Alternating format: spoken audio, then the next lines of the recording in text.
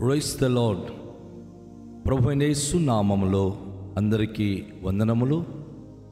యేసయ్య మాటను ఈ కార్యక్రమాన్ని వీక్షించడానికి ప్రేమతో నేను మిమ్మను ఆహ్వానిస్తున్నాను. ఈ దినము యోహాను సువార్త 7వ అధ్యాయము 10వ వచనము నుండి 13వ వచనాల వరకు మనము ధ్యానించుకుందాం. అయితే ఆయన సహోదరులు పండుగకు వెళ్ళిపోయిన తర్వాత ఆయన కూడా బహిరంగముగా వెళ్ళక రహస్యముగా వెళ్ళెను. పండుగలో యూదులు ఆయన ఎక్కడనని ఆయనను వెదకుచుండిరి. మరియు జనసమూహములలో ఆయన గూర్చి గొప్ప సణుగు పుట్టెను. కొందరు ఆయన మంచివాడనిది, మరికొందరు కాదు, ఆయన జనులను మోసపుచ్చువాడనిది. అయితే యూదులకు భయపడి ఆయనను గూర్చి ఎవ్వడును బహిరంగంగా మాట్లాడలేదు. ప్రియమైన దేవునికి బిడ్డలారా, ఈరోజు యేసయ్య మాటల్లో ఒక ప్రత్యేకమైన సన్నివేశాన్ని మనము గుర్తు తెచ్చుకుంటున్నాం. యెరూషలేములో పండగ జరిగినప్పుడు అనేక మంది ఆ పండగకి వచ్చి పాల్గొంటున్నారు. నలుమూలల నుంచి, అనేక దేశ విదేశాల నుంచి ప్రజలు ఆ పండగకు వచ్చి ఆ పండగలో వారు ధర్మశాస్త్ర విధులను బట్టి కార్యక్రమాలలో పాల్గొంటున్నారు. ధర్మశాస్త్రము చెప్పిన రీతిగా ఆ పండుగలో వారు తమ ఆచార వ్యవహారాలను కొనసాగిస్తూ దేవునికి అర్పణలు అర్పిస్తున్నారు. అయితే యేసు ప్రభువారు ముందు అయితే నేను ఆ పండుగకు రానని చెప్పి తను మహిమగల తండ్రి అయిన దేవునికి తన చిత్తానికి లోబడిన వాడు కనుక యూదుల పండుగలు ఏది జరిగినా యేసు ప్రభువారు వెళ్ళి పాల్గొనేవారు. ఆ పండుగకు తన సహోదరులు మరియమ్మ కుమారులు వారు వెళ్ళిపోయారు. అయితే యేసు ప్రభు మాత్రం బహిరంగంగా ఆయన వెళ్ళడానికి ఇష్టపడక ఆయన రహస్యముగా యెరూషలేములో జరిగే ఆ పండుగకు ఆయన వెళ్ళడం అనేది జరుగుతుంది. ఆయన ఆ పండుగకు వెళ్ళిన తర్వాత చాలామంది యూదులు ఆయన ఎక్కడని ఆయనను వెతుకుచుండిరి. సాధారణంగా ఆయన గలిలయ ప్రదేశం నుంచి యూదేయ ప్రదేశం నుంచి గలిలయ ప్రదేశానికి వెళ్ళినప్పుడే అనేక మంది పండుగలో లేక మామూలుగా ఆయన వెళ్ళిన ప్రదేశాలలో ఆయన ఎక్కడున్నాడని వెతకడం అనేది ప్రారంభించేవారు. ఎందుకని యేసు ప్రభువారిని కనుగొన్నప్పుడు ఆయన రోగులను స్వస్థపరుస్తాడు, బలహీనులను ఆయన బలపరుస్తాడు, ప్రజల యొక్క అక్కర్తలను ఆయన తీర్చే క్రమంలో వారికి ఎంతగానో ఆయన సహాయపడే కార్యక్రమాలు చేస్తూ ఉంటాడు. యేసు ప్రభువారు ఎక్కడుంటే జనసమూహము తన చుట్టూ ఆవరించి ఆయన దగ్గరికి వెళ్ళి వారి కష్టబాధలు సమస్యలు చెప్పుకొని పొందేవారు. సాధారణంగా పండుగకు వెళ్ళినప్పుడు వీరి దగ్గర ఉన్న అర్పణలు పండుగలో అర్పించడం అనేది యూదులకు ఆచారం. కానీ యేసు ప్రభువారు ఉన్న చోటికి వెళ్ళినప్పుడు వారు అర్పించడం కంటే ప్రభు దగ్గర నుంచి వారు పొందుకునే మేలు అనేది అద్భుతం. అనేక మంది రోజు స్వస్థపరచబడతారు. ఆయన ఎక్కడుంటే అక్కడ లోకపు అనేకమైన మర్మమును ఆయన బోధిస్తూ ఉంటాడు. కనుక జనసమూహము ఆ పండుగలో యేసు ప్రభును వెతకడం ప్రారంభించారు. ఆయన కనిపిస్తే ఆయన మాట వింటాం, ఆయన కలిస్తే ఆయన యొక్క సహాయాన్ని మనం ఇస్తాం, మన బాధలు ఆయన చెప్పుకుంటాం, ఆయన ద్వారా మేము స్వస్థ పొందుతామని ఎదురు చూస్తున్నారు. ఆయన కోసం కనిపెట్టేవారు అనేక మంది యూదులు ఆయన ఎక్కడ అని వెతుకులాట మొదలుపెట్టారు. అయితే జనసమూహంలో ఆయన కూర్చున్న గొప్ప సణుగు పుట్టిన 2 రకాల మనుషులు అక్కడ కనిపిస్తున్నారు. కొందరు ఆయన మంచివారు అంటున్నారు, మరి కొందరు కాదు, ఆయన మోసపుచ్చ మాట్లాడుతున్నారు, ఆయన గురించి తప్పుడు సమాచారాన్ని చెప్తాను. ఈరోజు కూడా దైవికమైన వాక్యము బోధించే దైవ సేవకుల గురించి అన్యులు బయట వారు ఎవరు చెప్పడం కాదు, కానీ మన క్రైస్తవ బిడ్డల్లోనే అనేక మంది ఒక్కొక్క సేవకుని గురించి వివిధమైనటువంటి మాటలు వారు బోధిస్తున్నారు.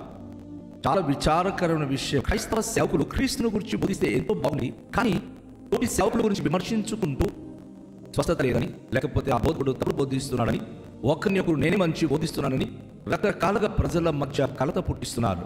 అది వాక్య విరుద్ధం. మనము ఎప్పుడు కూడా దేవుని యొక్క వాక్యమును బట్టి జీవించాలి. ఎవరు విమర్శించవద్దు.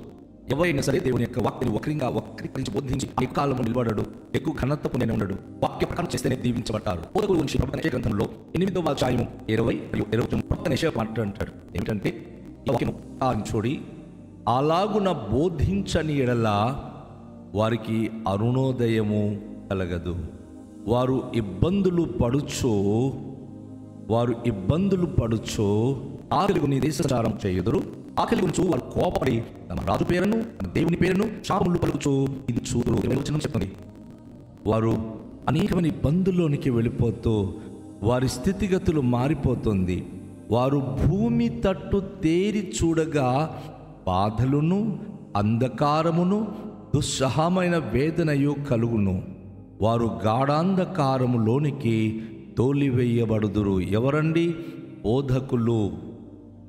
ఈరోజు బోధించే ప్రతి బోధకుడు, ప్రతి సేవకుడు దేవుని వాక్యమును విచారించి తమ జీవితంలో ఆ వాక్యము ఎంతవరకు నేర్చుకొని అన్వయించుకొని ఆ వాక్యము తమ జీవితంలో ఎంతవరకు వారు అనుభవించారో అది అనుభవముతో కూడిన మాటలు ప్రకటించాలే కానీ డాక్ట్రిన్స్ పట్టుకొని వేలాడకూడదు. ఒకరు బోధించడానికి మరొకరు వక్రీకరించి బోధించి తన మేధస్సు చూపించాలనుకుంటే ధర్మశాస్త్రము విచారించేవారు కాకుండా వంకర దారిలో దాన్ని సమాచారం అందించడమై అనవసరమైన ఇబ్బందులకు కారుకుతున్నాం. అనేక మంది ఇబ్బందులు పడుచు, రకరకాల వేదనలు పడుచు చనిపోతున్నారు. ప్రియ సంఘమా, దేవుని ప్రియ జనంగమా, బోధించే బోధకులు మంచి ఎత్తు ఉన్నట్టు కనిపిస్తున్నారు, కానీ దేవుని దృష్టికి అది అనుకూలంగా ఉంటే దేవుడు దీవిస్తాడు, ప్రతికూలమైతే దేవునికి నచ్చకపోతే దేవుడే తీర్పు తీరుస్తాడు. ఇక్కడ యేసు ప్రభువు బోధించిన బోధకు ఆ రోజుల్లో కొందరు మంచివాడిని ఆయన కోరుకుంటున్నారు. ఆ బోధను అనేక మంది కావాలనుకుంటున్నారు. ఆ బోధ ఆయన దగ్గరికి వెళ్ళాలి, నేర్చుకోవాలి, ఆయన పొందాలని ఆయన కొరకు ఎదురు చూస్తున్నారు. అయితే మరికొందరు ఆయన కాడు, ఆయన మంత్రుడు కాడు, ఆయన మోసీలు కూడా చాలా మంది సేవకుల గురించి సామాన్యమైనటువంటి ఆ పాసుకులైన వ్యక్తులు ఏమంటున్నారంటే, ఆ సేవకులు మోసము చేస్తున్నారు, ధన సంపద కోసం పోతున్నారు, ప్రజలను మోసం చేస్తున్నారు అంటున్నారు. సోదరి, నా ప్రియ సహోదరుడా, ఎవరికి తీర్పు తీర్చడానికి మనకు అధికారం లేదు. స్వయాన యేసు ప్రభువు అంటాడు, నేను తీర్పు తీర్చడానికి రాలేదు, కానీ శివులకు వెలుగు చూపించడానికి వచ్చానంటాడు, రక్షించడానికి అంటాడు. సోదరి, నా సోదరుడా, బోధకుడు తప్పు బోధిస్తాడా, లేకపోతే ఒక బోధించే బోధ మోసం చేస్తున్నాడా, ఆ లెక్క చూసి దేవుడు. సామాన్యంగా వాక్యం వింటున్న మనం ఆ వాక్యం పరిశుద్ధ గ్రంథము ఉందా లేదా, వాళ్ళు ఉన్నంతగా వారు సరైన క్రమంలో బోధిస్తున్నప్పుడు దానికి వ్యతిరేకించే స్వభావం మనముగా కలిగి ఉండే అది చాలా ప్రమాదం. ఎందుకంటే మనం వాక్యాన్ని శోధించము, విచారించకుండా బోధించే బోధకులకు తప్పు పట్టే క్రమంలో కనుకుంటే అది ప్రమాదము. యుగలో మంచి వారిని యేసయ్య నమ్మి ఉన్నారు, యేసయ్య బోధలో మోసం ఉంది అని చెప్పి అనేక విధాలుగా గురించి భాష్యము చేస్తూ వ్యతిరేకించే మనుషులు కూడా లేకపోలేదు. కొందరు అలా ఈరోజు సమాజంలో ఇటువంటి వ్యక్తులను మనం చూస్తున్నాం. ప్రభుత్వ అపోస్తలుడైన పౌలు ద్వారా మీరు సమస్త దేశంలో విచారి మనిషినే మీరు చేపట్టండి. అవునండి, దేవుడు తన సేవల ద్వారా బోధించే మాటలు ఇప్పుడు ఏ విధంగా మంచిగా మన హృదయాన్ని తాకుతుందో ఆ వాక్యం మనం స్వీకరించాలి.